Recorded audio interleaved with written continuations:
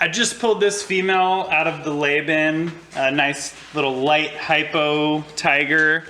And this is really what I want to see on a female after she lays eggs. She has nice body size still, thick in the tail. A lot of times they'll thin out in the tail. I love it whenever they don't lose any weight right there, but I mean, she looks great. She looks like she doesn't have any, I mean, I don't feel any eggs in her anymore, so I'm gonna assume she laid, but let's go see if she did. I'm gonna put her back in the bath here.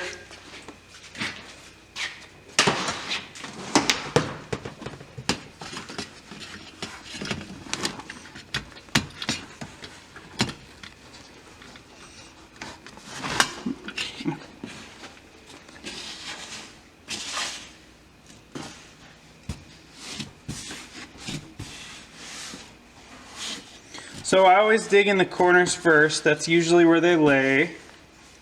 And it looks like that's where they're at. Really pretty eggs.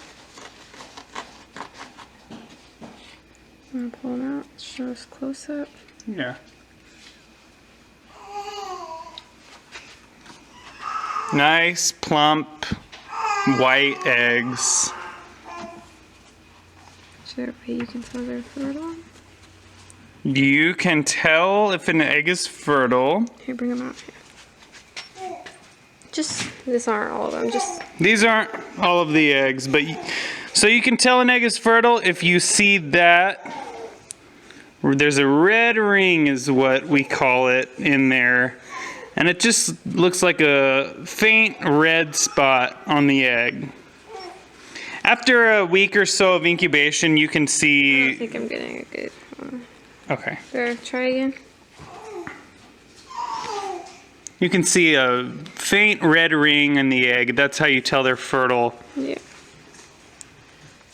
After about a week or two of incubation, it becomes much more apparent. You can see veins in your eggs. So I'm gonna see how many total she laid here.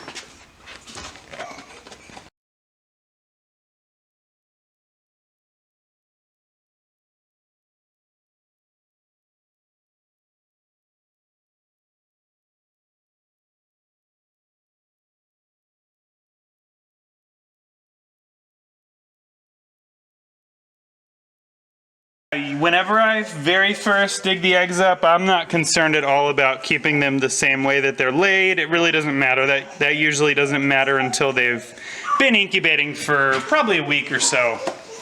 So I usually will set the eggs to the side, and then I dig around the entire sandbox. A lot of the times a female will lay eggs, and then she will cover them all up. And then she could realize that she wasn't quite done. And so she might push a random one or two out in a different area.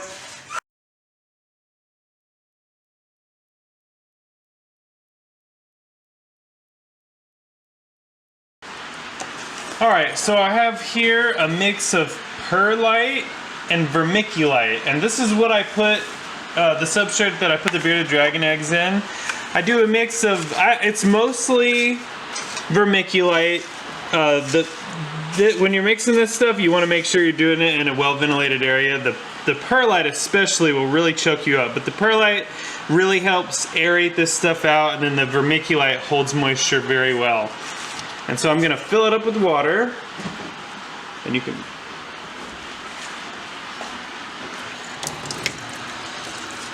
So I don't really measure it. I kind of go based on more the weight of it, how it feels in my hand. But you want to have it so that it's pretty wet, but not soaking so much that there's like a bunch of sitting water in the bottom of the tub. But you want it wet enough that you don't have to add water or the substrate gets too dry, because then your eggs will dry out. So I kind of pack it down like that. And then a good way to tell if there's too much water is just to create a little area like that. Like that's where I'm going to put the egg.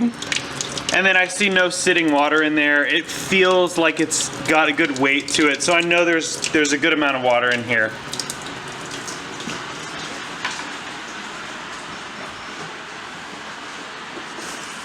And I start putting the eggs in.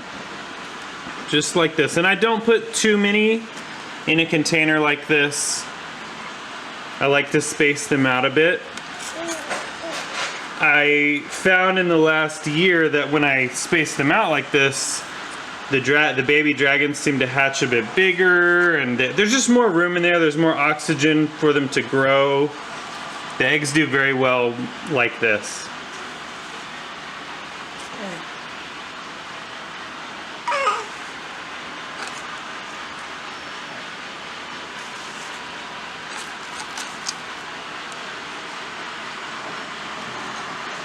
That's good.